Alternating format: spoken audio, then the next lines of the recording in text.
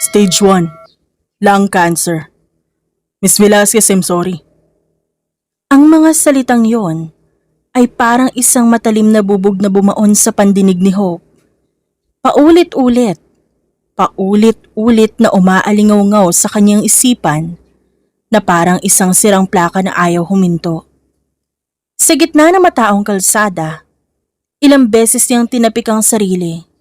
Sinampal ang sariling pisngi. Nagbabaka sakaling magising siya mula sa masamang panaginip na ito. Pero ang naramdaman niya lang ay ang matinding hapdi sa balat at ang matinding kirot sa kanyang dibdib.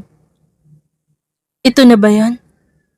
Dito na ba matatapos ang buhay ng isang babaeng walang inatupag kundi ang kumita ng pera? Mapait niyang bulong sa sarili. Doon lang siya tinamaan ng matinding pagsisisi. Wala siyang kahit isang alaala na masasabi niyang masaya. Walang kulay ang nakaraan niya. Puro numero, kontrata, at malamig na opisina. Kaya ng gabing yon, hindi siya umuwi.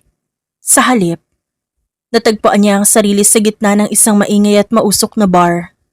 Pumunta siya sa gitna ng dance floor at sumali sa agos ng mga taong nagsasayaw.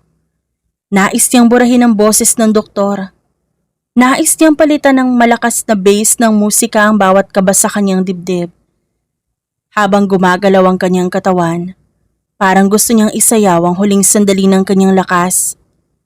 Wala siyang ininom na alak, pero ang bawat indayog ng kanyang balakang, parang isang taong lasing sa kalayaan. Lasing sa takot na baka bukas, hindi niya na ito magawa pa.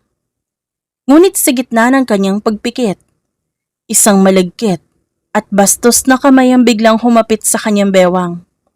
Nice butt, Miss Beautiful. Bulong ng isang lalaking amoy alak at sigarilyo. Ang boses ay puno ng pagnanasa.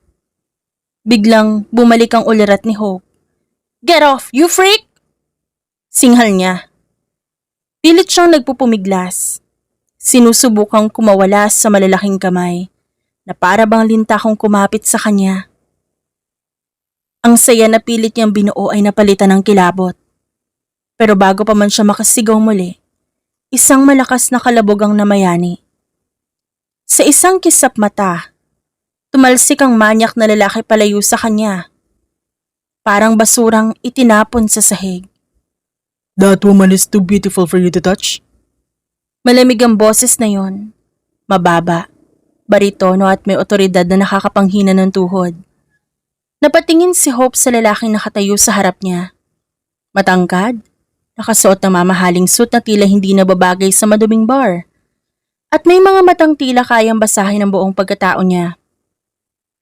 Get him. Maikling utos ng lalaki sa armadong gwardya na biglang sumulpot sa dilim. Napahawak si Hope sa kanyang dibdib. Dinarama ang mabilis na tibok ng kanyang puso na tila gustong kumawala. Thank you. Halos pabulong niyang sabi at hinihingal pa sa takot. Ngunit ang lalaki hindi lumayo. Sa halip, dahan-dahan itong humakbang palapit sa kanya. May kung anong magnetismo sa aura nito na hindi niya magawang iwasan. I don't need your thank you. Sabi nito at ang mga matay nakatitig ng diretso sa kanyang mga labi. Ha? Nauutal na lang si Hope habang paatras ng paatras. Wala siyang mapuntahan. Hanggang sa maramdaman niya ang malamig na pader sa kanyang likuran. Nakulong siya sa pagitan ng pader at ng matikas na katawan ng lalaki.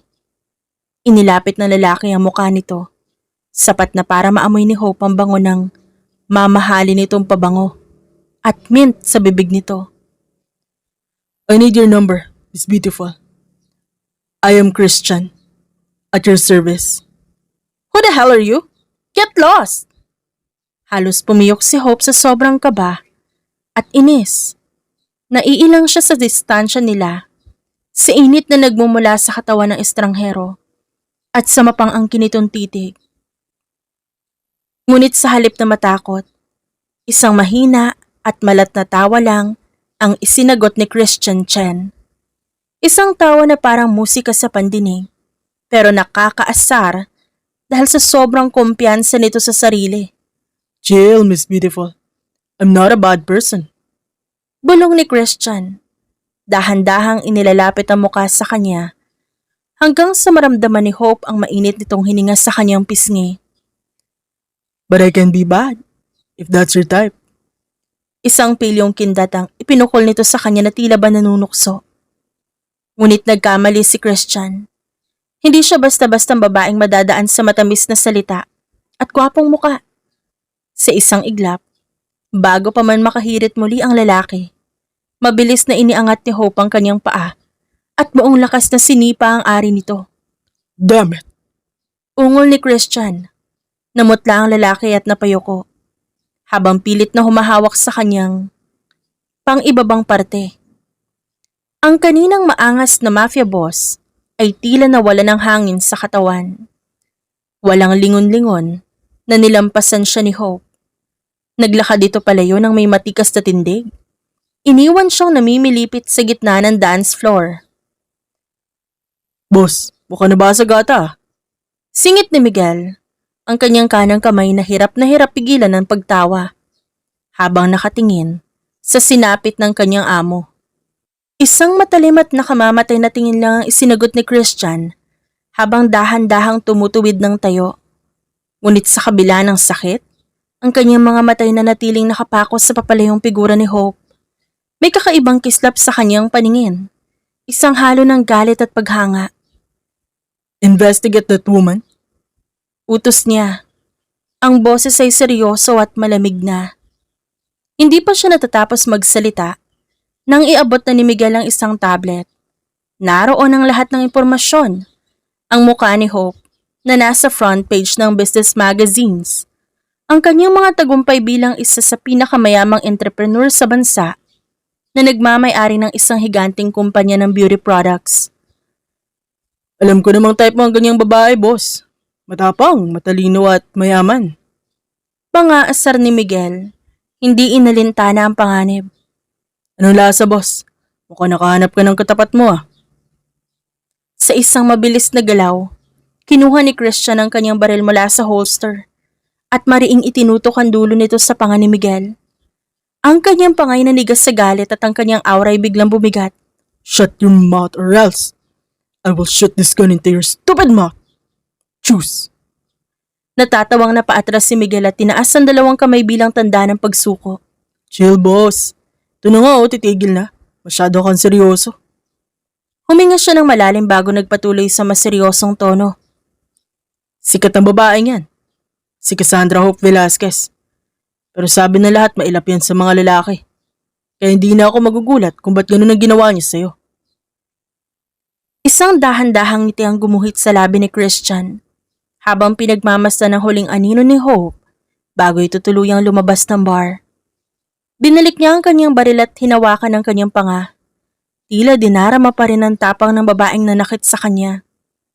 Interesting. Pabulong niyang sabi. Sa mundong puno ng takot at sa mga taong yumuyukod sa kanyang kapangyarihan, nakatagpo siya ng isang babaeng kaya siyang paluhurin, hindi sa takot kundi sa paghahamon. At sa sandaling yon, alam ni Christian na hindi ito ang huling pagkikita nila dahil ang laro'y nagsisimula pa lamang. Kinabukasan, tila pasan ni Hope ang buong mundo habang naglalakad sa pasilyo ng kanyang sariling kumpanya. Tadtad ng eyebags at tila kulang sa tulog. Hindi niya maipaliwanag kung bakit paulit-ulit na bumabalik sa kanyang alaala ang mapangahas na mukha ni Christian Chen. Sa tuwing sumasagi sa isip niya ang maamong ngunit mapanganib ng ngiti ng binata, tila may sariling buhay ang kanyang puso. Bumibilis ang pintig nito. Isang bagay na hindi pa niya nararamdaman sa alinmang matitinding business deals na hinarap niya noon. Good morning, Ma'am Hope. Bati ni Lara, ang kanyang tapat na sekretarya. May mahalaga po kayong business meeting ngayon kasama si Mr. Chen. Kanina pa po siya naghihintay sa loob ng conference room, ma'am. Chen? Napakunot ang noo ni Hope. Parang pamilyar ang apelidong yon. Parang may kung anong kuryenteng gumapang sa kanyang batok. Umiling na lang siya. Pilit na iwinawak siyang kaba. Huminga siya ng malalim. Inayos ang kanyang postura at naglakad patungo sa pinto. Negosyo lang ito, Hope. Huwag ka magpapadala sa emosyon. Bulong niya sa sarili. Marahan niyang tinulak ang pinto ng conference room.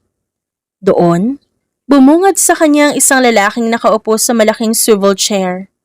Nakatalikod at tila pinagmamasdan ng tanawin ng lunsod mula sa mataas na bintana. Good morning, Sir Chen. Formal at matikas na simula ni Hope. Kahit na nanlalamig na ang kanyang palad. I'm Cassandra Hope Velasquez, CEO of Beauty Soap Corporation. I heard you're interested in making a significant investment in our new line. Hindi niya na natapos ang sasabihin. Sa isang dahan-dahan at eleganteng galaw, umikot ang swivel chair. At doon, tumambad sa kanyang muka na naging dahilan ng kanyang pagkapuyat kagabi. Ang mga mata nitong tila lagi may tinatagong misteryo. Diretso nang nakatingin sa kanya. You? Halos mawala ng boses si Hope. Ang kanyang matikas na tindig ay biglang gumuho sa isang kisap mata. It's been a while, Miss Kicker. Mapaglarong sambit ni Christian. Tumayo siya mula sa pagkakaupo. Ang bawat galaw ay puno ng otoridad at pang-aakit.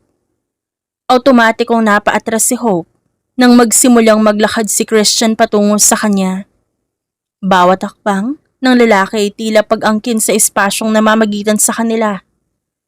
Wala siyang maatrasan hanggang sa maramdaman na lang niya ang matigas na ibabaw ng conference table sa kanyang likuran. Nakulong siya sa pagitan ng mesa at ng matikas na bulto ng lalaking hindi niya inaasahang magiging business partner niya. I'm a businessman too, Miss Velasquez. Bulong ni Christian. Nilapit niya ang kanyang muka sa tenga ni Hope. Sapat para maramdaman ng dalaga ang init ng hininga nito na nagpapatayo sa balahibo ng babae. What should I get? If I invest my billions in you, anong kapalit? What do you want? Wala sa sariling tugon ni Hope. Ang kanyang tuhod ay tila nagiging jelly sa sobrang lambot. At ang kanyang puso ay naghuhuramentado na sa bilis ng tibok. Nakatingala siya sa mga labi ni Christian. Hinihintay ang sagot na tila magbabago sa takbo ng kanyang buhay. Bahagyang umiti si Christian. Isang ngiting tagumpay na may halong pagnanasa. Isang salita lang ang lumabas sa kanyang mga labi. Ngunit sapat yon para tumigil ang mundo ni Hope. Be my woman? Sa kabila na naguhuramentadong tibok ng kanyang puso na tila gustong kumawala sa kanyang dibdib, pinilit ni Hope na panatilihin ang kanyang poker face. Bilang isang babaeng binuo ng mga korporasyon at matitinding negosasyon, hindi siya pwedeng magpakita ng kahinaan. Pinatigas niya ang kanyang ekspresyon, tinaas ang kanyang baba, at tinitigan si Christian ang may halong puot at determinasyon. This is not a bar, Mr. Chen. Ang boses niya ay malamig at matalas, sapat para mabasag ang tensyong bumabalot sa silid. Huwag mong isipin na dahil nailigtas mo ako kagabi, may karapatan ka ng bastusin ako sa sarili kong kumpanya. I don't do business with perverts. At lalong hindi sa mga aroganting lalaking tulad mo. Now get out! Umalis ka na bago ko patawagin ng security ko. Para kalad ka rin kapalabas ng building na to. Ngunit sa halip na matakot o mapahiya, isang mapanuksong isilang ang gumuhit sa labi ni Christian. Hindi siya natinag. Sa halip mas lalo pa siyang humakbang paabante. Binubura ang huling hibla ng distansya sa pagitan nila. Ang kanyang presensya ay parang isang bagyong hindi mapigilan. Pinaliligiran si Hope ng amoy ng mamahaling tabako at cologne. You should know by now, Cassandra. I never accept rejection. Mas lalo ako nagaganahan kapag nahihirapan. Bago pa man makapagsalita si Hope, mabilis na inilapit ni Christian ang kanyang muka. Naramdaman ni Hope ang init ng hininga nito sa kanyang balat. At sa isang mapangahas na galaw, marahang kinagat ng binata ang dulo ng kanyang tenga. Ang kuryenteng dulot niyon, Gumapang sa buong gulugod ni Hope. Dahilan para mapakapit siya ng mahigpit sa gilid ng mesa. I never give up until I get what I want. At sa pagkakataong ito, ikaw ang gusto ko. You're the only woman who's ever made me this insane. And I'm not letting you go that easily. Sa loob ng tahimik na conference room, ang tanging naririnig lang ay ang mabibilis na paghinga ni Hope. Nakulong siya sa pagitan ng kanyang pride at ng mapanganib na atraksyon ng lalaking ito. Alam niya sa kanyang sarili, ang laban na ito hindi lang tungkol sa negosyo, kundi tungkol sa kung sinong unang susuko sa lumiliyab na tensyon sa pagitan nilang dalawa. Lumipas ang 3 linggo. Ngunit tila bawat segundo ay unti-unting nawawalan ng lakas si Hope. Sa kabila ng marangyang opisina at angking kapangyarihan niya, mabilis siyang nakakaranas ng matinding pagod. Isang pagod na hindi kayang lunasan ng mahabang tulog. Kahit nakaupo lang siya, magdamag habang nirerepaso ang kanyang business deals, tila hinahabol niya ang sariling hininga. Ang dati niyang masiglang pangangatawan, unti-unting namamatay ang ningning. Naging halata ang kanyang pamamayat, at ang bawat tingin niya sa salamin ay nagpapaalala sa kanya ng oras ay isang kalaban na hindi niya kayang bayaran. Dala ng pangamba, napagpasyahan niyang bumalik sa ospital para sa isang check-up. Ngunit sa hindi inaasahang pagkakataon, sa gitna ng malamig at puting pasilyo, bumungad sa kanya ang isang multo ng nakaraan, si Jenny. Ang kaklase niyang naging anino ng kanyang kamusmusan dahil sa matinding pambubuli. It's been a while, Hope. Mapang-uyam na sambit ni Jenny. Nakasuot ito ng mamahaling damit habang mayabang na nakapatong ang kamay sa magpipitong buwang tiyan nito. Isang mapanirang ngiti ang gumuhit sa labi ng babae. Hindi siya pinansin ni Hope. Akma na sana siyang lalampas ng walang imik. Ngunit napatigil siya dahil may narinig na naman siyang mga salita mula sa babae na tila mga patalim na ibinaon sa kanyang likuran. You know, you look awful. Kahit anong yaman mo, wala ring silbi dahil mamamatay kang mag-isa habang buhay kang walang makakasama. Panunukso ni Jenny at ang boses ay puno ng lason. Unlike me, I'm so blessed. My husband loved me so much. And soon, I will be a mother. May pamilya ako ikaw. Pera lang ang meron ka, pero ang itsura mo, parang wala ka ng kinabukasan. Napakuyom ng kamao si Hope. Ramdam niya ang panginginig ng kanyang balikat. Gusto niyang sumigaw at gusto niyang sabihing may sakit siya. Pero ang kanyang pride, na natiling nakatayo sa gitna ng kanyang panghihina. Nagpanting ang kanyang tenga sa bawat insulto at sa sandaling yon, tila ang buong mundo'y kumakampi sa kanyang kalaban. Right, honey? Masuyong sabi ni Jenny sa isang lalaking kararating lang. Isang lalaking halos 10 taon ang tanda sa kanya at agad ditong inilingkis ang braso. Ngunit bago pa makasagot ang lalaki, isang malamig at baritonong boses ang bumasag sa katahimikan ng pasilyo. You're wrong, because she has me. Nanlaki ang mga mata ni Hope nang maramdaman niya ang matigas na braso at mainit na bisig na humapit sa kanyang bewang. Isang pamilyar na bango ng mamahaling kulon. Isang kapangyarihan na tila ba bumalot sa kanyang kabuuan. Si Christian Chen. And your husband? Pagpapatuloy ni Christian, ang mga matay tila mga yelong tumutusok kay Jenny at sa matandang lalaki. He doesn't love you. He's just waiting for you to pop that baby. So he can go back to his real life. What do you mean? Asik ni Jenny. Biglang nawala ang poise. Here. Walang emosyong isinabog ni Christian ng isang set ng mga litrato sa harap nila. Mga larawan ng asawa ni Jenny na may kasamang samot-saring malalaswang dancer sa isang madilim na club. Don't ever compare your pathetic life to her.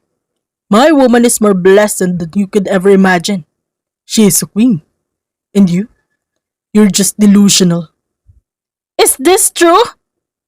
Mangiyak-ngiyak na sigaw ni Jenny bago niya buong lakas na sinampal ang matandang lalaki sa harap ng maraming tao.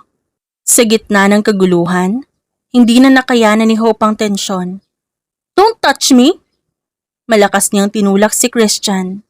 Ang kanyang puso'y naguhuramentado hindi dahil sa galit, kundi dahil sa halo-halong emosyon na hindi niya mapangalanan. Mabilis siyang naglakad palayo. Pilit na itinatago ang kanyang panginginig at ang kanyang kamay na halos nagpapawis na. Hope, wait! Mabilis na sumunod si Christian. Ang kaninang boses na puno ng otoridad ay napalitan ng isang nanunuyong tono. Isang tono na tila nagmamakaawa. Listen to me, Miss Kicker. I didn't mean to overstep, but I won't let anyone to talk to you like that. Can you please get lost? Can you please stop pestering me? Wala akong oras sa mga laro mo, Christian. Saad ni Hope. Ang boses ni Hope ay gumaralgal. Isang kombinasyon ng pagod, inis, at ang pilit na pagtatago ng kuryenteng nararamdaman niya sa tuwing malapit ang lalaki. Bawat salita niya ay parang isang depensang pilit niyang itinatayo. Ngunit sa harap ni Christian Chen, ang mga pader na yun ay parang buhangin na unti-unting tinatangay ng alon. Humihingal siya, hindi dahil sa pagtakbo, kundi dahil sa bigat ng presensya ng lalaking ayaw siyang tantanan.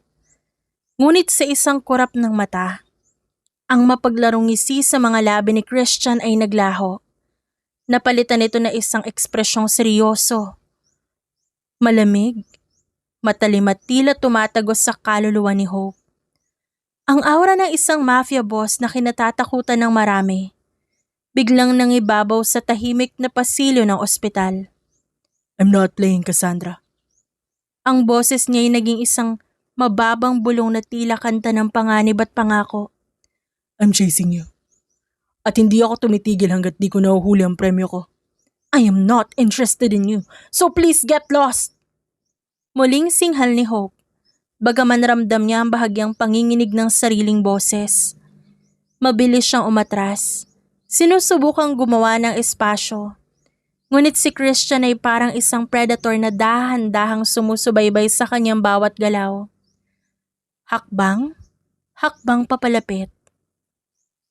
Pinipilit na itong tawirin ng distansya hanggang sa maramdaman ni Hope ang malamig at matigas na pader sa kanyang likuran. Wala na siyang kawala. Nakulong siya sa pagitan ng semento at naglalagablab na titig ng lalaking nasa harap niya.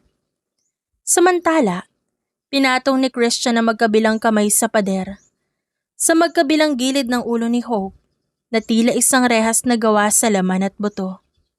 Inilapit niya ang kanyang muka sapat para maamoy ni Hope ang mapang-akit na bango ng kanyang balat at maramdaman ang init na nagmumula rito. Then I will make you interested in me. Always remember this. I will always watch you. Babantayan ko ang bawat hininga mo. Kikilalanin ko ang bawat taong nakapaligid sa'yo. Hindi ako papayag na may humawak sa'yo o manakit sa'yo. Hinawakan ni Christian ang isang hibla ng buhok ni Hope at marahan itong nilagay sa likod ng tenga. Ang kanyang daliri ay bahagyang dumampi sa mainit na balat ng dalaga. I will protect you, Cassandra, even if it costs my life. Kahit ang kamatayan mismo ang kailangang kalabanin gagawin ko. Manatili ka lang sa tabi ko. Ang mundo'y biglang umikot ng mabilis para kay Hope. Ang ingay ng paligid ay naging isang malabong ugong. At ang matikas sa tindig ni Christian Chen sa kanyang harap ay tila unti-unting naglalaho sa kadiliman. Napakapit na lamang siya sa kanyang sintido. Pilit nilalabanan ang pag-ikot ng kanyang paningin hanggang sa tuluyan ng bumigay ang kanyang tuhod. Bago pa man tumama ang katawan ni Hope sa malamig na sahig, sinaluna siya ng matitigas at mabilis na bisig ni Christian. Hope! Ang boses ng lalaki ay puno ng hindi maipaliwanag na takot. Hinawakan niya ang maputlang mukha ng dalaga. What happened to you? Wake up! Hope, gumising ka! Sa gitna ng tensyon, humahangos na lumapit si Willie. Isa sa kanyang pinagkakatiwalaang tauhan. Ang mukha nito'y bakas sa matinding panganib. Boss, may problema tayo. Ang kuta natin inataka ng tauhan ni Salazar. Kailangan niyo na umalis dito. Ngunit tila bingis si Christian sa ulat ng gulo. Hindi niya magawang alisin ang tingin sa walang malay na babaeng nasa kanyang bisig. Ang mafia boss na kilala sa pagiging kalkulado at malamig, tila nawawala sa kanyang sarili. Get out of my way! Ang boses ni Christian ay parang dagundong ng kulog na nagpatahimik sa buong pasilyo. Binuhat niya si Hope na parang isang napakahalagang hiyas at mabilis na tinahakandaan patungong emergency room. Nang makarating sa loob, hindi niya na hinintay ang mga nurse. Marahas niyang kinwelyuhan ng doktor na nakaharang sa kanyang daanan. Ang kanyang mga mata, nagniningas sa galit at pag-aalala. Treat her well. Make sure she wakes up. Dahil kapag may nangyaring masama sa kanya, sisiguraduhin ko wala nang gigising bukas dito. I will kill everyone in here. Do you understand? Nanginginig na tumango ang doktor habang namumutla sa takot. Pabalya itong tinulak ni Christian bago siya tumalikod. Ang kanyang pangay umiigting sa matinding emosyon habang pinagmamasdan ng mga nurse na kinakabitan ng aparato ang babae na nagpabago sa tibok ng kanyang puso. Ilang sandali pa muling lumapit si Willie. Boss, tapos na. Nalinis na namin ang mga kalaban. Wala nang banta sa kuta. Walang emosyon na tumango si Christian. Ngunit ang kanyang kamao ay nanatiling nakakuyom ng mahigpit hanggang sa mamuti ang kanyang knuckles. Boss, tumawag po ang inyong ina. Gusto niya makilala si Madam Hope. Ang babaeng matagal niya nang pinagkasundo sa inyo para sa inyong inheritance. Hinintay nila ang balita. Isang malamig at mapait na ngiti ang gumuhit sa labi ni Christian. Tumingin siya sa pintuan ng emergency room, kung saan naroon ang babaeng tanging nakapagpabagsak ng kanyang depensa. Not now. Para makuha ang mana, sisiguraduhin kong pakakasalan niya ako. And later, I will divorce her. I don't need a permanent woman in my life. Gagamitin ko lang siya para sa pera na kailangan ng organisasyon. Ngunit sa likod ng kanyang mga salita, may kung anong kirot sa kanyang dibdib na pilit niyang tinatanggi. Ang kanyang isip ay nagsasabing negosyo lang ang lahat. Pero ang kanyang mga matay hindi makaalis sa figura ni Hope. Call my private doctors. Piliin mo ang pinakamagagaling na doktor sa bawat bansa. I don't care about the cost. Siguraduhin mo mabubuhay ang babaeng yan. Dahil hindi pa siya pwedeng mamatay ng walang pahintulot ko. Habang naglalakad palayo si Willie, naiwan si Christian na mag-isa sa malamig na hallway. Ang mafia boss na nagbalak gamitin ng isang may sakit na babae para sa sariling interes. Hindi alam na unti-unti na rin siyang nahuhulog sa sarili niyang patibong. Sa loob ng isang pribadong suite sa ospital, ang tanging maririnig ay mahinang tunog ng heart monitor na tila nagbibilang sa bawat sandali ng buhay ni Hope. Nakatayo sa gilid ng kama si Christian. Ang kanyang anino ay tila isang higanteng nagbabantay sa isang babasaging hiyas. Ang kanyang kamay, na sanay humawak sa gatilyo, dahan-dahang humaplos sa noo ng dalaga. Bumukas ang pinto at pumasok si Dr. Arieta, ang pinakamagaling na oncologist sa bansa, na ipinatawag ni Christian sa loob lamang ng ilang oras. Ang mukha ng doktor ay bakas ang matinding kaba, habang hawak ang isang makapal na folder. Report. Boss, we've run several tests, including a chest CT scan and biopsy results that were already in her records. The reason for her fainting wasn't just exhaustion. She has a malignant tumor in her left lung. It's a stage 1 lung cancer, Mr. Chen. Tila tumigil ang mundo ni Christian sa narinig. Ang salitang cancer ay bumaon sa kanyang pandinig na parang isang bala na hindi niya naiwasan. Dahan-dahan siyang lumingon sa doktor. Ang kanyang mga matay nanlilisik sa dilim. Stage 1. Sinasabi mo sa akin na ang babaeng bala kong pakasalan para sa mana ko ay may taning na ang buhay? Stage 1 is treatable, boss, but it's aggressive. Kaya siya namamayat at madaling mapagod. She's been fighting this alone for weeks or months. Napahigpit ang kapit ni Christian sa gilid ng kama hanggang sa lumutong ang bakal nito. Isang matinding galit ang sumiklab sa kanyang dibdib. Hindi dahil sa mawawala ang kanyang mana, kundi dahil sa katotohanang kaya siyang iwanan ng babaeng ito anumang oras. Ang akala niyang laro ng habulan ay naging isang karera laban sa kamatayan. I don't care what it takes. Buy the best equipment. Import the most expensive drugs from Europe. If I have to buy the whole hospital just to keep her breathing, I will do it. Lumapit siya kay Hope at marahang hinawakan ng malamig nitong kamay. Nilapit niya ang kanyang labi sa noo ng dalaga at bumulong sa isang boses na punong-puno ng pag-angkin. You think you can just die and escape me, Cassandra? No, hindi ako papayag. You're mine to keep, mine to hold, and even death will have to ask for my permission before it can take you away from me. Sa sandaling yon, ang malamig na plano ni Christian na pakasalan at hiwalayan si Hope para sa pera ay tila unti-unti nang naglaho. Ang mafia boss na hindi kailanman nagkaroon ng puso ay nakaramdam ng isang matinding takot. Ang takot na mawala ng kais sa isang babaeng naglakas loob na sipain siya at hamunin ang kanyang kapangyarihan. Hinanap ni Christian ang mga mata ni Willie na nakatayo sa pinto. Tell my mother the wedding is moving forward as planned, but change the terms. I don't just want a contract. I want her tied to me, legally, physically, and soulfully. Because from this day on, her life doesn't belong to the heavens anymore. It belongs to me. Sa sumunod na araw unti-unting nagmulat ang mga mata ni Hope. Ang unang bumungad sa kanya ay mukha ni Christian. Payapa, maaliwalas, at tila isang anghel na nagbabantay sa kanyang tabi.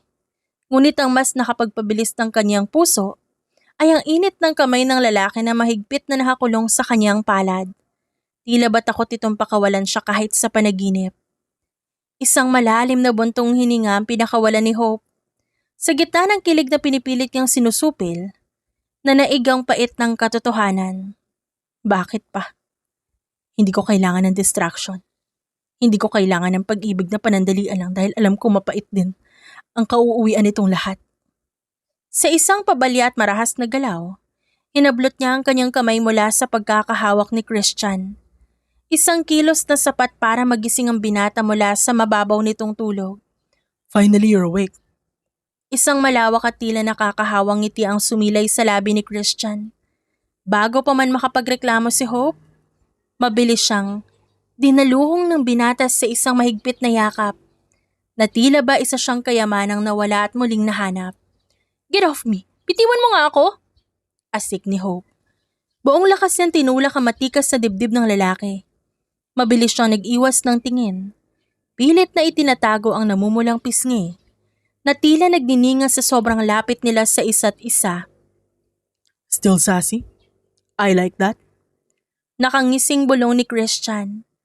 Ang kanyang mga matay nagniningning sa tuwa at sa isang iglap na hindi inaasahan ni Hope.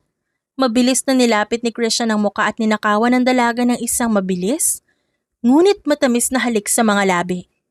Nanlaki ang mga mata ni Hope. Na-estatwa siya at tila napako sa kanyang kinauupuan. Ang kanyang kamay ay automatikong napakapit sa tapat ng kanyang dibdib. Ang kanyang puso, parang isang tambol na nagwawala sa loob ng kanyang tadyang. How dare you? Magnanakaw! You stole my first kiss, you pervert! Sigaw ni Hope. Ang boses ay may halo ng galit at pagkapahiya. Akma niyang sasampalin ang binata ngunit bago pa man dumapo ang kanyang palad sa pisngi nito, mabilis na nasalo ni Christian ang kanyang braso. Hindi binitawan ng lalaki ang kanyang kamay. Sa halip dahan-dahan niya itong dinala sa kanyang labi at iginawa doon ng isang masuyong halik habang ang kanyang mga matay nananatiling nakatitig ng malalim sa mata ni Hope. You? Yes, Miss Beautiful? Mapang-asar na sagot ni Christian. Sabay kindat na tila ba wala siyang ginawang kasalanan. Isang mabigat na buntong hininga ang pinakawalan ni Hope. Ngunit sa pagkakataong ito puno na ito ng seryosong emosyon. Christian, I'm serious. Stay away from me. Lumayo ka na habang maaga pa dahil wala kang mapapala sa akin. Alam ko alam mo na may cancer ako and I'm dying. Ano pang silbi ng lahat ng ito kung iiwan din kita? Ang mapaglarong aura ni Christian ay biglang naglaho. Listen to me, Cassandra Hope Velasquez. You will not die. Hindi ako papayag. I am a man who gets everything he wants and right now I want your future. Handa ako makipagpatayan kay Satanas. Madugtungan lang ang buhay ng babaeng mahal ko at hindi ka kukunin ng kamatayan ng walang permiso ko. Sa sandaling yon, ang kilig na pinipilit itago ni Hope ay tuluyan na ngang sumabog. Sa likod ng banta ng sakit, isang matinding puwersa ang nangako ng kanyang kaligtasan. Isang lalaki na handang sunugin ang mundo, Manatili lang siyang humihinga sa kanyang piling. Ang sumunod na umaga sa Beauty Soap Corporation ay hindi nagsimula sa karaniwang amoy ng mga kemikal at sari-saring sangkap ng sabon, kundi sa isang matamis at nakakalunod na bango ng libo-libong sariwang rosas. Halos hindi mahulugan ng karayom ang lobby ng kumpanya dahil sa dambuhalang flower arrangements na tila naging isang hardin ng buong building. Ngunit ang mas ikinagulantang ng lahat ay ang tunog ng gitara na umaalingaw-ngaw mula ground floor hanggang sa pinakamataas na bahagi ng palapag ng opisina ni Hope. Ma'am! Ma'am Hope! Bilis po sa baba, may emergency po! Tarantang tawag ni Lara. Ang sekretaryang halos mawala na ng malay sa sobrang kilig habang nakasilip sa bintana. Ano na naman ba to? Sinabi ko ng bawal ng distraction sa trabaho, di ba? Paglabas niya sa balkonahe ng opisina na nakadungaw sa lobby, tila tumigil ang pag-inog ng mundo. Doon sa gitna ng empleyadong nagtitilihan, nakatayo ang misteryoso at napakagwapong si Christian Chen. Wala itong bakas ng pagiging mapanganib. Sa paningin ni Hope, isa lamang itong makulit at determinadong negosyante na ayaw siyang tantanan. Nakasuot siya ng isang puting polo na bahagyang nakabukas ng unang 2 butones, sapat para maging sanhi ng cardiac arrest sa sino mang babaeng titingin. Ang baritonong boses ni Christian ay gumapang sa buong paligid, malalim, malat at punong-puno ng emosyon, na tila bawat liriko ay direktang itinutusok sa puso ni Hope. Hindi makapaniwala ang mga empleyado. Ang lalaking akala nila isang investor lamang, ngayon ang haharana na sa gitna ng isang business empire. OMG, si Sir Christian ba talaga yan? Ang gwapo na, ang ganda pa ng boses. Sana all hinaharana ng ganyan ka-rich na lalaki, no? Naririnig ni Hope ang panunukso at hiyawa ng mga tauhan. Ang mga executive na dati seryoso ngayon abala sa pag-video gamit ang kanilang mga phone. Habang ang mga janitor at guards, tila ba kinikiliti sa kilig. Ang buong kumpanya na dating malamig at puro pera lang ang mahalaga, biglang nagmistulang set ng isang romantic movie. Natapos ang kanta, at sa gitna na nakakabinging palakpakan, tumingala si Christian. Diretso ang kanyang titig kay Hope. Tila ba sila lang ang tao sa mundong yon? Wala itong bahid ng takot, tanging puro paghanga lang ang makikita sa kanyang mga mata. Isang balat kayo na itinatago ang katotohanang siya'y isang mafia boss na kayang magpabagsak ng mga bansa sa isang utos lang. Cassandra Hope Velasquez, I told you I do not accept rejection. Kung kailangan araw-arawin ko ang pagpunta dito para ipaalala sa'yo na akin ka, gagawin ko. Hindi ako titigil hanggat di mo nararamdaman ang bawat tibok ng puso ko. Gusto ko malaman mo na ang tibok ng puso ko ay pangalan mo lamang. Pangalan mo ang sinisigaw nito. Naramdaman ni Hope ang matinding init na umakyat sa kanyang pisngi. Ang kanyang puso ay naguhuramentado, tila gustong sumabay sa palakpakan ng mga tao. Gusto niyang magalit. Gusto niyang sumigaw at sabihing umalis na ito dahil ayaw niyang masaktan siya kapag nawala na siya. Pero ang tanging lumabas sa kanyang bibig, isang mahinang singhal na hinaluan ng isang hindi mapigilang ngiti. You're insane, Christian! Magtrabaho ka na lang! Sigaw niya pabalik. Nanatili siyang nakatayo doon at pinagmamasdan ng lalaking handang magmukhang katawa-tawa sa harap ng maraming tao. Mapatunayan lang na sa laban na ito, ang pag-ibig niya ang huling mananalo. I will not stop until I get my queen. Ang mga salitang yun ni Christian ay parang isang deklarasyon ng digmaan. Isang digmaan para sa puso ni Hope. Pagkapasok, mabilis niyang hinawi ang kurtina para harangan na nakikiusyosong mga mata. Hinila niya kasi papasok ang lalaki sa kanyang opisina. Ngunit bago pa siya makahinga ng maluwag, naramdaman na lamang niya ang malakas na paghila. Sa isang iglap na wala ang balanse ni Hope at bumagsak siya. Hindi sa matigas na sahig, kundi sa mainit at matikas na kandungan ni Christian. Are you blushing, my queen? Stop it! Get off of me! Halos magliyab ang pisngi ni Hope. Sa sobrang pagkapahiya at kilig, napilit niyang nilalabanan. Sinubukan niyang tumayo ngunit mas lalong hinigpitan ni Christian ang kapit sa kanya. Shh! Huwag ka nang sumigaw. Baka isipin ng mga empleyado mo sa labas may ginagawa tayong wild. You? Singhal ni Hope habang nanlalaki ang kanyang mga mata. Me? Huminga ng malalim si Hope. Pilit binabalik ang kanyang otoridad bilang CEO. Kahit na ang totoo nang hihina na ang kanyang tuhod sa bawat titig ng lalaki. Christian, seryoso ako ah. Kailan mo ba ititigil lahat ng to? Kailan mo ako tatantanan? Lalong lumawak ang ngisi ni Christian. Inilapit niya ang muka sa mukha ni Hope, sapat para magtagpo ang kanilang paningin sa isang tensyong nakakasilaw. Simple lang. I will not stop until you date me. Isang mahabang buntong hininga ang pinakawalan ng dalaga. Fine. Pero isang date lang, Christian. One date and that's it. One date is all I need, Cassandra. Because I will make sure after tonight, you will surrender yourself to me. And you'll be the one wishing for more than just a date. Sa loob ng tahimik na opisina, ang tanging naririnig na lang ay ang mabilis na tibok ng kanilang mga puso. Ang gabi ng kanilang unang date ay hindi katulad ng tipikal na napapanood sa pelikula. Para kay Hope, akala niya dadalhin siya ni Christian sa isang siksik at maingay na restaurant pero nagkamali siya. Sinundo siya ng lalaki gamit ang isang itim at makintab na vintage car.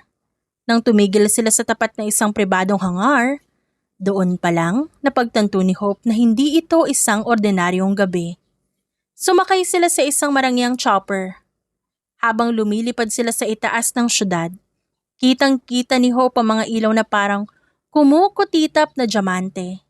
Dinala siya ni Christian sa isang rooftop ng isang 60-story building na pagmamay-ari nito sa isang lugar na eksklusibo para sa kanilang dalawa lang. Ang paligid ay pinalilibutan ng mga puting kandila at sariwang bulaklak. Isang pribadong chef ang naghahanda ng pagkain, habang may isang violinist na tumutugtog ng paboritong kanta ni Hope. Christian, pasyado naman yata ingrande to para sa isang date. Sabi ko sa'yo, Miss Beautiful, I don't do ordinary. If this is the only time you'll give me, then I'll make sure it's a night you'll never forget. Habang kumakain, hindi maalis ni Hope ang kanyang tingin sa lalaking nasa harap niya. Sa ilalim ng liwanag ng buwan, mas lalong naging misteryoso ang mukha ni Christian. Ngunit sa likod ng mga ngiti nito may kung anong lungkot na nakikita si Hope. Bakit ako, Christian? Maraming babae dyan na malusog, walang sakit at mas may oras para sa'yo. Bakit pinagsisiksikan mo ang sarili mo sa isang taong alam mo namang mawawala na? Dahil ikaw ang kaisa-isang babaeng hindi ako tiningnan bilang isang tinitingala. Nang sipain mo ako sa bar na yon, doon ko naramdaman na buhay ako. You didn't care about my money or my name. You just saw me. At ang sakit mo hindi yan hadlang. Gagamitin ko bawat segundo, bawat sentimo at bawat koneksyon ko para manatili ka sa tabi ko. Pagkatapos ng dinner, tumayo si Christian at nilahad ang kanyang kamay. May I have this dance, my queen? Kahit nanghihina ang mga tuhod, tumayo si Hope at tinanggap ang paanyaya. Pinatong ni Hope ang kanyang ulo sa balikat ni Christian. Sa sandaling yun nakalimutan niya ang sakit niyang cancer. Nakalimutan niya ang kumpanya. Pakiramdam niya siya lang ang isang normal na babaeng iniibig ng isang lalaking handang hamunin ang mundo para sa kanya. Christian, thank you for making me feel like I have a future. Kahit na sandali lang. Hindi lang ito sandali, Hope. This is just the beginning. I'm a man of my word and I'm not letting death take you away from me. At doon sa itaas ng mundo, hinalikan ni Christian si Hope. Isang halik na puno ng pangako, ng pag-asa at isang lihim na panganib na hindi pa alam ng dalaga. Hindi alam ni Hope na habang nagsasayaw sila, ang mga tauhan ni Christian sa paligid ay handang pumatay sa kahit sino na magtatangkang gumulo sa gabing ito. Dahil para sa isang mafia boss, ang kanyang unang date ay hindi lang basta pag-ibig. Ito ay isang pagmamarka sa kanyang kaisa-isang pag-aari. Sa gitna ng kanilang pagsasayaw, sa ilalim ng bituin ay tila saksi sa kanilang sumisibol na pag-ibig. Isang matinis na tunog ang nagbasag ng katahimikan at yun ang umalingaw-ngaw sa kanilang pandinig. Isang bala ang tumama sa wine glass na nasa mesa at nagpira-piraso ito sa libo-libong kristal. Get down! Sigaw ni Christian. Sa isang mabilis na galaw, hindi man lang namalaya ni Hope, bumunot ang binata ng chrome-plated caliber 45 mula sa ilalim ng kanyang tuxedo. Christian, ba't ka may baril? Mula sa mga anino, sumulpot ang armadong tauhan ni Christian na kanina pa pala nakapalibot sa kanila. Ang rooftop ay naging isang madugong battlefield. Boss, we're surrounded.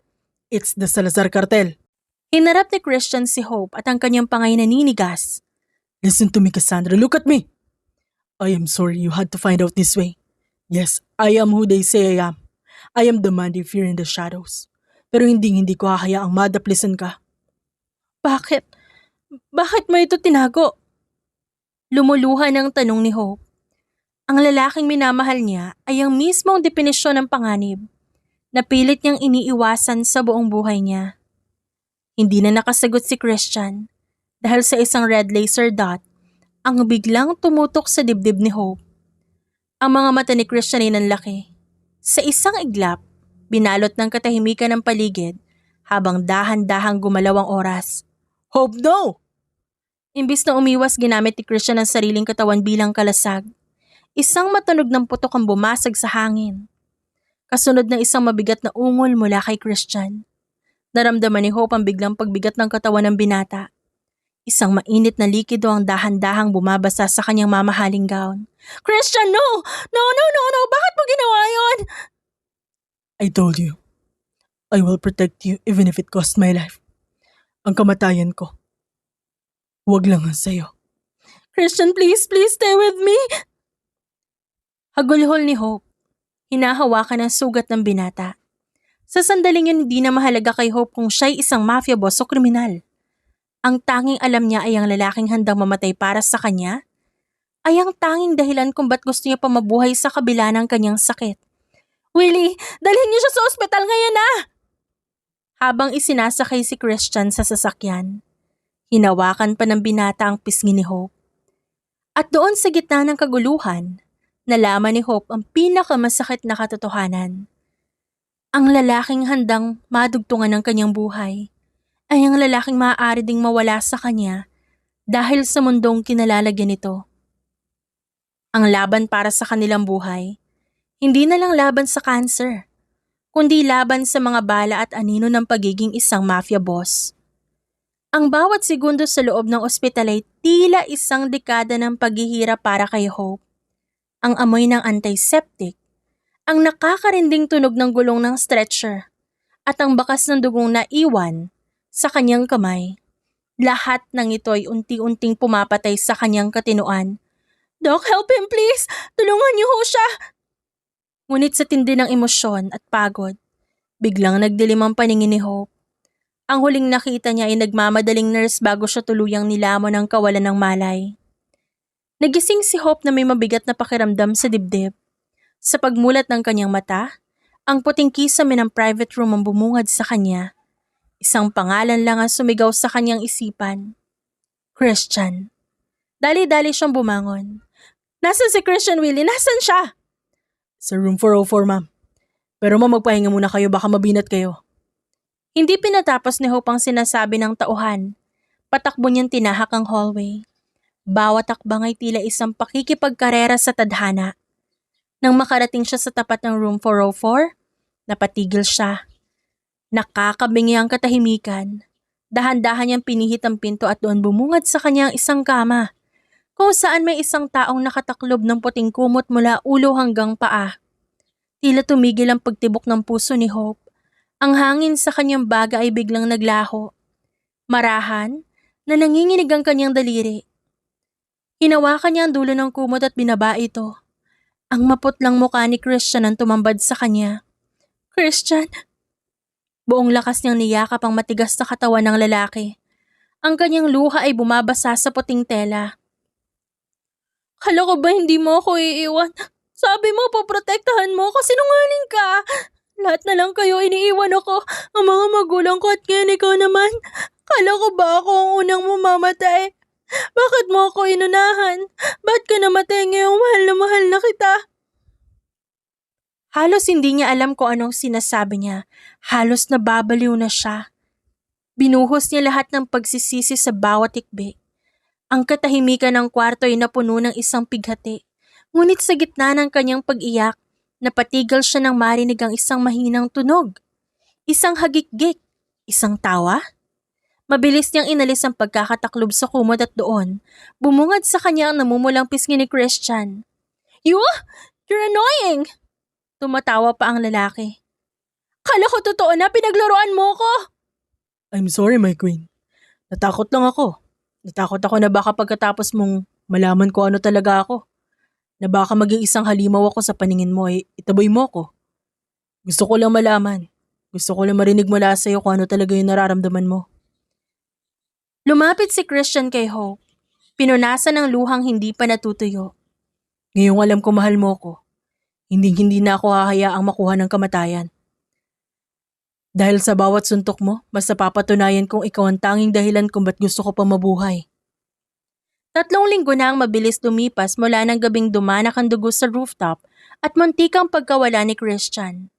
Sa 3 linggong yun tila isang bagong mundo ang bumukas para kay Hope.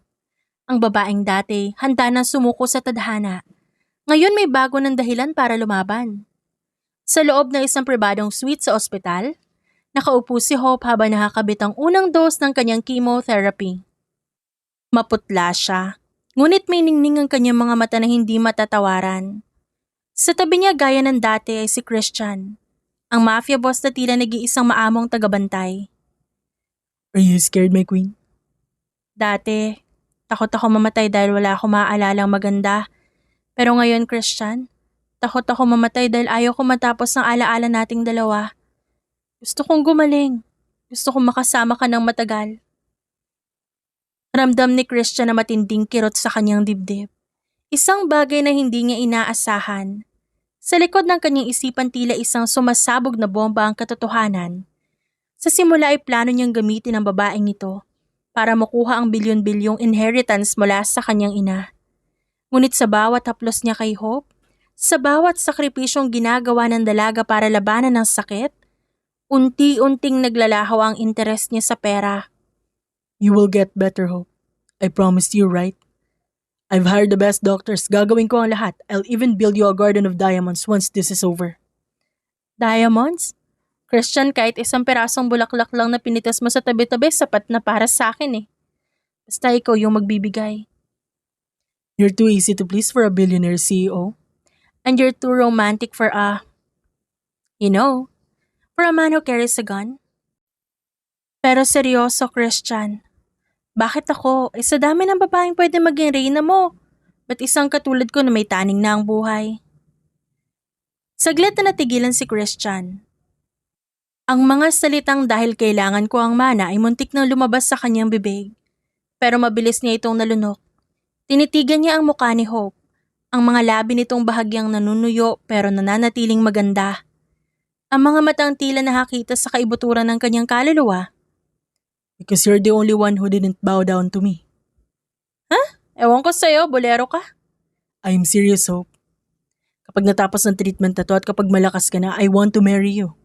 Not for business, not for anyone else. But because I can't imagine a world where I'm not coming home to you. Is that a proposal thing, Mr. Chen? It's a command, Miss Velasquez. Pilyong sagot ni Christian bago niya sinakop ang labi ni Hope na isang halik na puno ng pangako. Habang magkadikit ang kanilang labi, isang anino ng pagsisisi ang dumaan sa mga mata ni Christian. Sa bawat segundong lumilipas, mas lalong bumibigat ang timbang ng sikretong tinatago niya. Alam niyang kapag nalaman ni Hope ang tunay na dahilan ng paglapit niya nung una, maaari itong maging sanhi ng tuluyang paghinto ng puso ng dalaga. Ngunit ngayon, sa loob ng mapayapang kwartong yon, pinili ni Christian na maging ang lalaking kailangan ni Hope. Ang katahimikan sa recovery room biglang nabulabog ng pagpasok ng isang babaeng tila rampa ng Fashion Week ang nilalakaran. Siya si Celine, ang foster sister ni Christian. Lumaki sila sa iisang poder, ngunit para kay Celine, higit pa sa pagiging magkapatid ang nararamdaman niya para sa binata. Isang lihim na obsesyong handa niyang ipaglaban. Nadatnan niyang mag-isa si Hope, habang si Christian ay pansamantalang lumabas para kausapin ng doktor. So ikaw pala ang dahilan kung ba't nagiging soft ang kuya ko. You look fragile. Parang isang ihip lang ng hangin, mawawala ka na. Napataas ang kilay ni Hope. Sino ka at anong kailangan mo? Ano bang ginagawa mo dito? I'm Celine. Ang babaeng mas nakakakilala kay Christian kesa sa'yo. Nakakaawa ka naman, Hope. Kala mo ba talaga ang isang tulad ni Christian ay isang lalaking walang puso at tanging kapangyarihan lang ang mahalaga? Magiging nurse mo bigla dahil sa pag-ibig? What do you mean? Don't be so naive, honey. May malaking inheritance na nakataya. Para makuha ni Christian ang bilyon-bilyong mana mula kay mommy niya, kailangan niya magpakasal. At sino ang mas magandang pakasalan kaysa sa isang babaeng malapit na mamatay? Isang convenient wife na hindi na kailangan pakisamahan habang buhay dahil kukunin na rin naman ang langit. Tila pinuhusan ng malamig na tubig si Hope. Ang mga salitang yun ay mas masakit pa kaysa sa chemotherapy na dumadaloy sa kanyang ugat. You're lying. Mahal niya ako, pinrotektahan niya ako. Oh please, business move lang lahat, Hope. He needs you alive just long as enough to say I do, di ba? At kapag nakuha niya na ang pera at kapag tuluyan ka nang nawala, ako na ang susunod na magiging reyna niya. Ginagamit ka lang niya, Hope. You're just a dying golden ticket para sa kanya. Eksaktong bumukas ang pinto at pumasok si Christian na may dalang prutas at ngiti sa kanyang labi. Ngunit agad itong naglaho nang makita ang nalilisik na mga mata ni Hope at ang mapanuksong mukha ni Celine. Christian, totoo ba? Pakakasalan mo lang ako para sa mana? Ginamit mo lang ba yung natitirang oras ko para sa pera mo? Hope, let me explain. Explain what? Na kaya mo lang ako hinaharana, na kaya mo ako nililigtas at kaya mo ako minamahal dahil hinihintay mo lang ako mamatay para makuha ang gusto mo? Tell me, Christian, isa lang ba ako kontrata para sa'yo? Ang katahimikan ni Christian ay nagsilbing kumpirmasyon para kay Hope. Sa sandaling yon, ang huling hibla ng pag-asa ni Hope ay naputol na. Mas masakit pa sa cancer ang katotohanan na ang lalaking itinuring niyang gamot ay siya palang laso na dudurog sa kanyang puso. Celine, get out! Galit na sigaw ni Christian at ang pangay umiigting. Umalis ka na rin, Christian. Sana nakuha mo na yung gusto mo. Dahil sa pagkakataong ito, hindi na cancer ang papatay sa akin, ikaw na! Ang kilig at tamis ng kanilang unang date ay napalitan ng isang madilim na katotohanan. Sa laban para sa kanyang buhay, si Hope ay naiwan muling mag-isa. At sa pagkakataong ito, ang kanyang kalaban ay ang lalaking itinuturing niyang tanging dahilan para mabuhay. Ang hangin sa dalampasigan ng Batanes ay halos kasing lamig na ng yelo. Humahaplos sa maputlang pisngi ni Hope habang nakatanaw siya sa nagangalit na alon. 3 buwan. 3 buwang pagtatago. Pagpapalit ng pagkakakilanlan at pagputol sa lahat ng ugnayan sa mundo ng negosyo. Dito sa dulo ng Pilipinas, inakala niyang matatagpuan niya ang katahimikan. Ngunit ang katahimikan ay nabasag ng tunog ng paparating na helicopter. Hindi nagtagal, isang pamilyar na bulto ang lumitaw sa gilid ng bangin. Marumi ang suot itong taksido, gulo-gulo ang buhok at ang mga matay bakas sampuyat at desperasyon. Kala mo ba talaga? Kala mo ba talaga hahayaan kita mamatay ng malayo sa akin? Sabi ni Christian, ang boses ay gumagaralgal at puno ng hapde. Hindi lumingon si Hope. Paano mo ako nahanap? I erased everything, Christian. Nilinis ko lahat ng bakas ko gaya ng paglilinis mo sa buhay mo para sa mana mo. Huwag kang lumapit sa akin. Baka pag naamoy ko ang pabango mo, makalimutan ko na naman na isa lang akong pirasong papel sa laro mo. Cassandra, makinig ka. Sinunog ko na ang testamento. I gave up the inheritance, the company, the title at wala na akong pakialam sa bilyon na yun. I spent every single centavo I have left just to track you down. Bakit? Para saan pa? Para maipakita sa mundo na may konsensya ka? Christian, stage 3 na ang cancer ko. Kumalat na siya habang nagtatago ako at wala na akong pakinabang para sa'yo. Hindi mo na ako magagamit na convenient wife dahil mamamatay na ako sa loob ng ilang buwan o baka linggo na lang. Then die in my arms. Mamatay ka sa tabi ko. Dahil kung aalis ka, isasama mo ko. You think this was still about the money? Nung gabing nabaril ako para sa'yo, doon ko na-realize na mas pipiliin ko pa mamatay kaysa makita ka nasasaktan. I was greedy, yes. Ginamit kita nung una dahil akala ko bato ang puso ko, pero Cassandra, ikaw ang naging gamot sa pagiging halimaw ko. Just so you know, Christian, ang sakit. Ang sakit-sakit na yung tanging taong nagparamdam sa akin na gusto ko mabuhay. Siya rin pala yung taong naghihintay lang na mamatay ako. I'm sorry. I am sorry. I will spend every second of my remaining life making up to you. Hahanap tayo ng ibang doktor. Pupunta tayo sa dulo ng mundo. At kung talagang kukunin ka, hihilingin ko sa Diyos na ako muna. Ako muna, Cassandra. Dahil hindi ko kayang mabuhay sa mundo na wala ka. Bakit ngayon lang? Ba't ngayon mo lang sinasabi na mas mahalaga ako kaysa sa pera mo? Dahil duwag ako. Natakot ako na kapag nalaman mo ang totoo, iwan mo ako. At eto na nga, iniwan mo ako. Muntik na ako mabaliw, Cassandra. 3 buwan ako hindi nakatulog. 3 buwan akong pumatay ng kung sino-sino humaharang sa daan ko para lang makita kita. Mahal na mahal kita, Cassandra. Mahal din kita, Christian, kahit na ang sakit-sakit na. Niyakap siya ni Christian at hinalikan sa noo. Natila ba doon nakasalalay ang kanyang huling hininga? Isang date pa. Bulong ni Christian habang yakap ng mahigpit si Hope. Isang date pa, pero sa pagkakataong ito siguraduhin mong walang barilan. I can't promise that. But I'm making sure na sa bawat balang lilipad, ako ang magiging kalasag mo habang buhay. Sa gitna ng masukal at mapanganib na mundo ng mga mafia at sa gitna ng laban ni Hope sa kamatayan, nahanap nila ang isa't isa sa huling pagkakataon. Walang mana, walang kontrata, walang kasinungalingan. Sa dulo ng talampas, 2 kaluluwa ang nagsumpaan na hanggat may isang bintig pa ang kanilang mga puso, walang sino man, kahit ang kamatayan, ang makakapagpahiwalay sa kanila. The end. At dyan nagtatapos ang ating kwento ngayong araw. Maaari niyo pong suportahan ang ating channel sa pamamagitan ng pag-like, comments, and subscribe. Maraming salamat po sa inyong lahat. Hanggang sa muli, paalam!